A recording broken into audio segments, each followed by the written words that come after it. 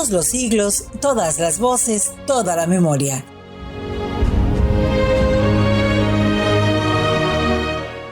México se hace y se rehace sobre las mareas del tiempo. Es un país inagotable, inabarcable, un auténtico volcán de vida, desengaño y esperanza.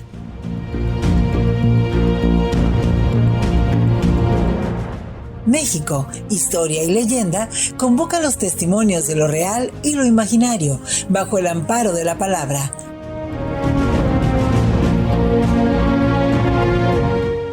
Acércate, siéntate entre nosotros y presta atención. Aquí vamos a contártelo todo.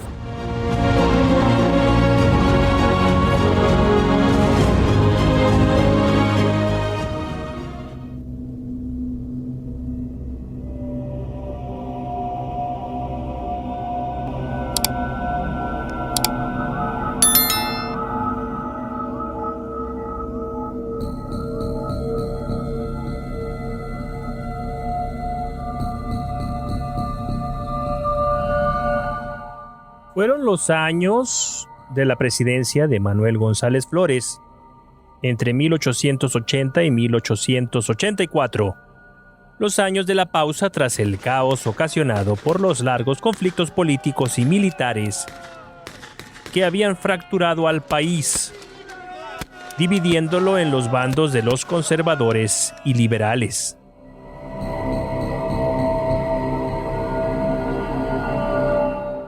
Mucha sangre había sido ya derramada, y la población manifestaba en ese momento un ánimo renovado, un deseo de comenzar a construir después de tantos años de combate fratricida y su natural fatiga social.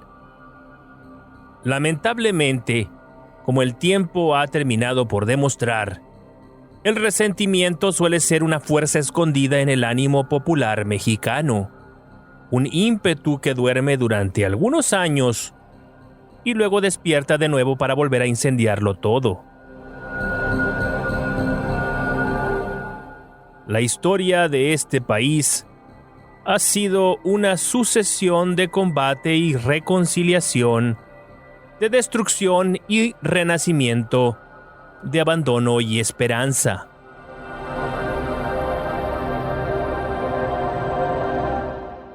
Manuel González Flores fue un militar fiel al general Porfirio Díaz, quien lo había precedido en el cargo, en la que sería su primera administración entre los años 1876 y 1880. Los historiadores afirman que el general oaxaqueño reconocía en González su ánimo sereno y conciliador, su proverbial generosidad con los adversarios. Por si fuera poco, compartía con él ese mismo ánimo innovador tan propio de los auténticos liberales. Por lo que en los 4 años en los que estuvo al frente de la máxima responsabilidad nacional, construyó la línea férrea hasta el Paso del Norte, hoy conocido como Ciudad Juárez. También se encargó de extender las líneas telegráficas, tecnología de punta en la época, hasta lugares como Morelia, Michoacán, o Celaya, Guanajuato, en el Bajío. En el plano internacional, durante su administración se reiniciaron las relaciones diplomáticas con Francia e Inglaterra. México comenzaba de este modo a sacudirse el estupor de las conflagraciones y comenzaba a construir el suelo común de una nación que quería perseguir, como tantas otras naciones de aquella época, el luminoso y siempre elusivo ideal del progreso.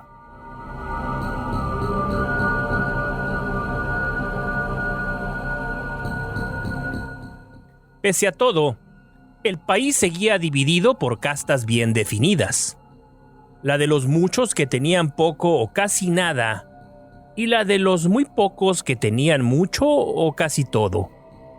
Esto no impedía que en aquellas regiones en las que el desarrollo urbano comenzaba a convertirse en una realidad, comenzaba también a nacer una discreta pero bien definida clase media constituida por comerciantes, pequeños propietarios y burócratas ilustrados.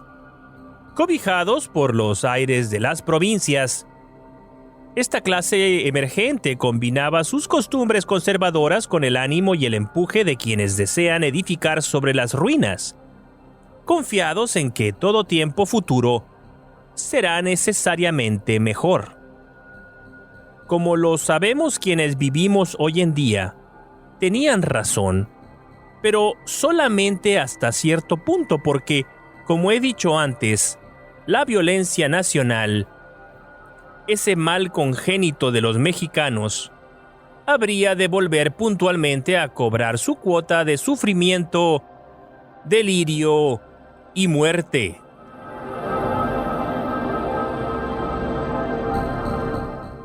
Fue en estos años del breve mandato de González Flores que sucedieron estos acontecimientos que me dispongo a relatar ahora.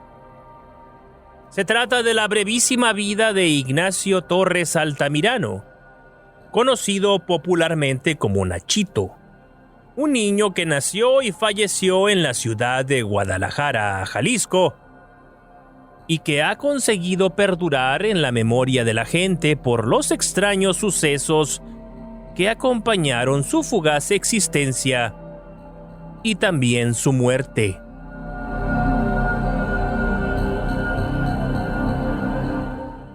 Nachito habría nacido en el seno de una familia perteneciente a la pequeña burguesía. Poco sabemos sobre ellos, pero no es necesario hacer un gran esfuerzo para imaginarlos. Seguramente fue aquella una familia moldeada por los valores tradicionales de la cultura católica.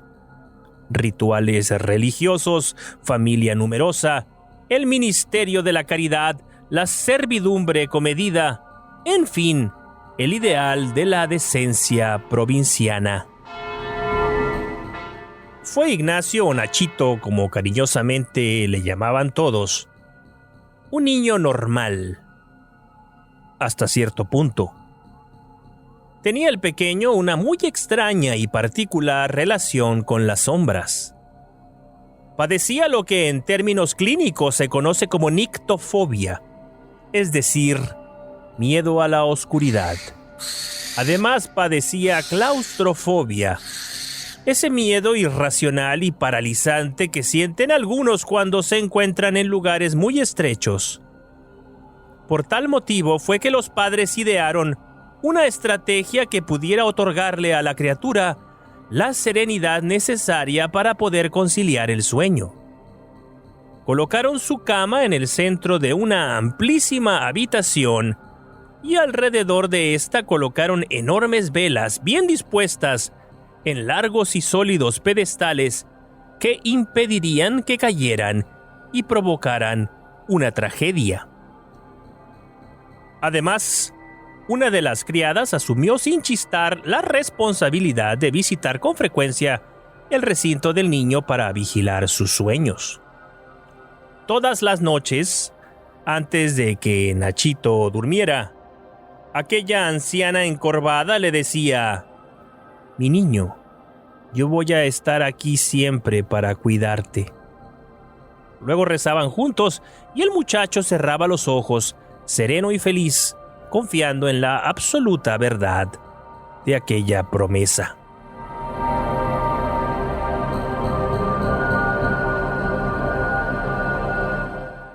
Pero los hechos de la vida se suceden en ocasiones de manera caprichosa.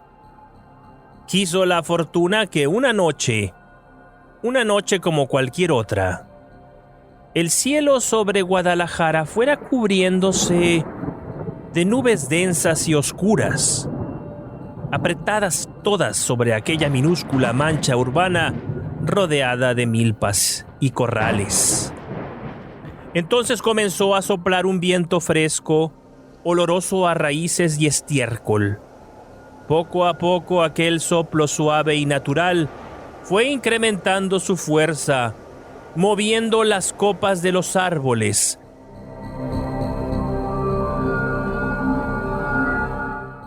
Era una lluvia extemporánea, dada la fecha, una lluvia extraña que aparecía de la nada como un puño oscuro y siniestro, exprimiendo un racimo de uvas amargas sobre aquella olvidada región del mundo. Entonces sucedió lo natural, ¿o no? Una de esas poderosas ráfagas abrió de par en par uno de los ventanales de la habitación de Nachito.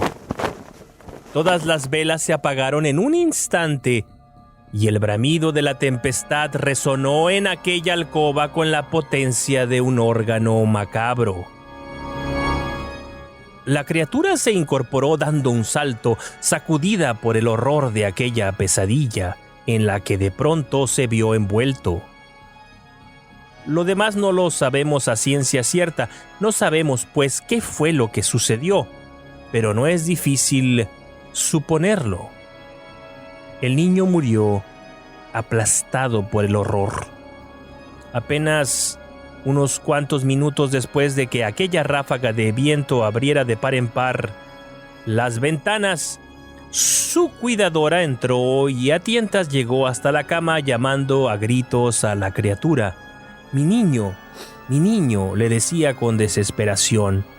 Pero el muchacho, con el cuerpo todavía tibio y los labios y los ojos muy abiertos, como petrificados ya para siempre por el miedo más atroz que uno pueda imaginar, ya no podía pronunciar palabra.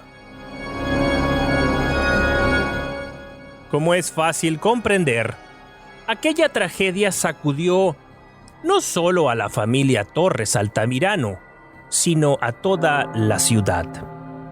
Las exequias se realizaron siguiendo puntualmente los protocolos de la época, montando una capilla ardiente en el salón principal de la casa familiar y atendiendo a todos los que llegaron para presentar sus muy sentidas condolencias. Los hermanos de Nachito, como resulta obvio, no alcanzaron a comprender la magnitud de aquel dolor y merodeaban por ahí jugando como si nada, vestidos de un luto riguroso. Los padres estaban demasiado aturdidos como para decir apenas nada. La mujer que cuidara al niño se afanaba yendo y viniendo, repartiendo té y galletas entre los presentes, mal disimulando el dolor que atravesaba como un hierro incandescente su corazón. Aquel rostro de rasgos indígenas y de apariencia imperturbable en realidad era una máscara que ocultaba su desgarramiento interior. La mujer se sentía culpable por haber llegado un segundo demasiado tarde a la habitación del pequeño. Arrastraría esta culpa hasta el último de sus días.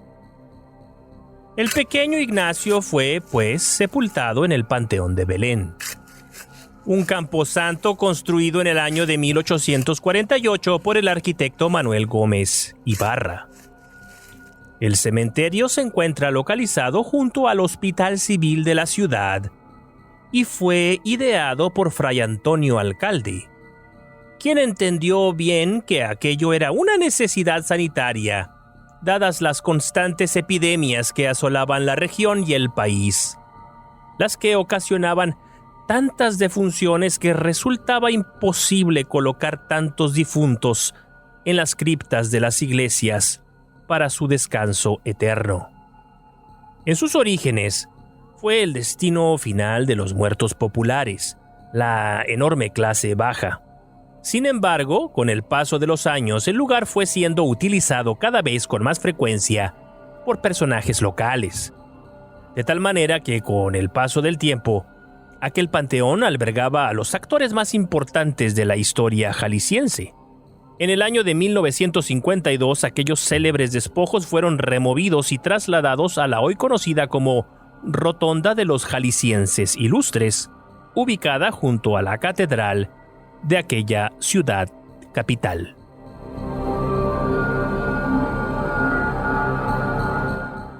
La leyenda de Nachito comienza al día siguiente de su entierro, cuando la tierra se encontraba aún removida y las flores frescas.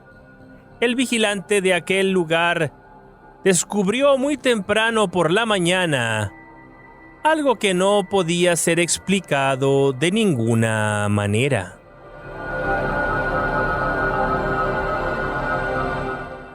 El pequeño ataúd en el que Nachito había sido sepultado se encontraba a ras de suelo, como si alguien lo hubiera extraído durante la noche sin ningún otro objetivo aparente.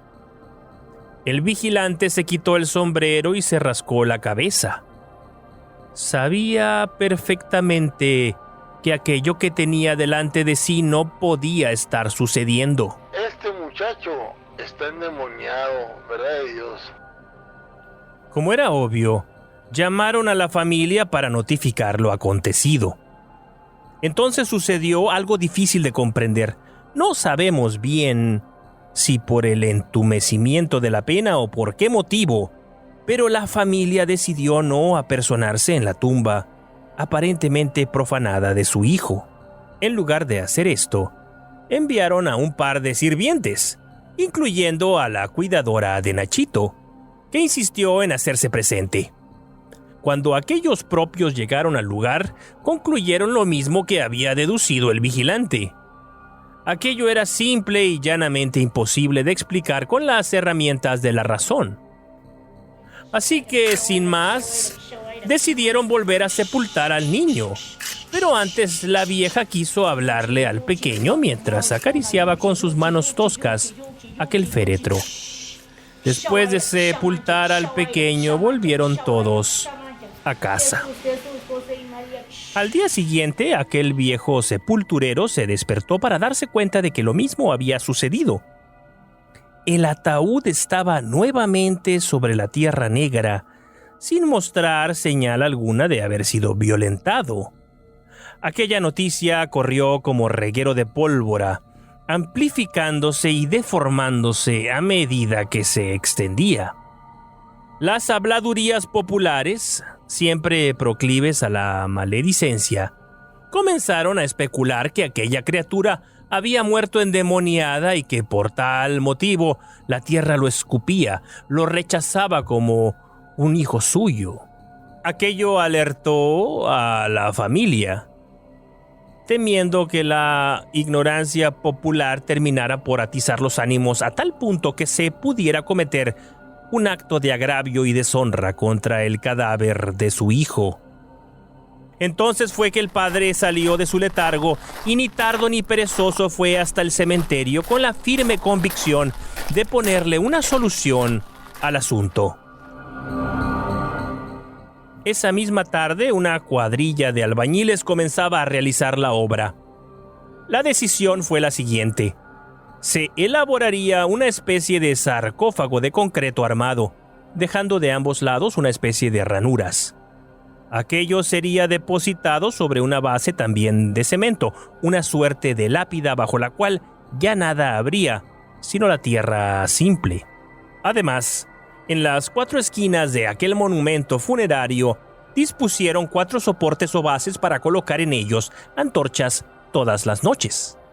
El padre había comprendido lo sucedido. Su hijo seguía padeciendo en el más allá ese incurable miedo a la soledad, el silencio y las sombras. ¿Tenía razón el padre o aquello no fue sino la reacción enloquecida de un corazón desgarrado por el dolor? Esto ahora poco importa. Lo cierto es que aquella solución fue definitiva. A partir de ese momento, el niño pareció poder descansar en paz. La vieja nana asumió hasta su muerte la tarea de ir cada noche a encender aquellas candelas que le otorgarían por fin a su pequeño el sosiego que nunca pudo encontrar en vida. Había sabido ser fiel a su promesa.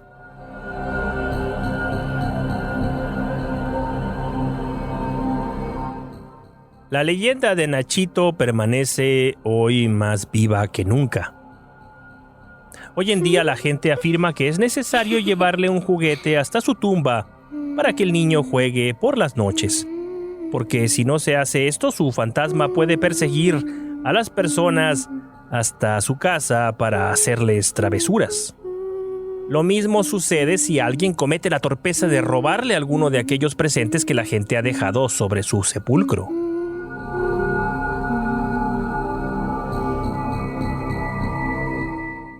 Y hay un dato incluso más inverosímil. Los guardianes actuales del Camposanto afirman que por las mañanas, dichos juguetes aparecen en diferente lugar, incluso sobre las tumbas de otros niños sepultados en el mismo panteón. Como si Nachito, como si el pequeño Ignacio Torres Altamirano ya no estuviera solo en el más allá y ahora rondara por el Panteón de Belén todas las noches en compañía de otros pequeños fantasmas.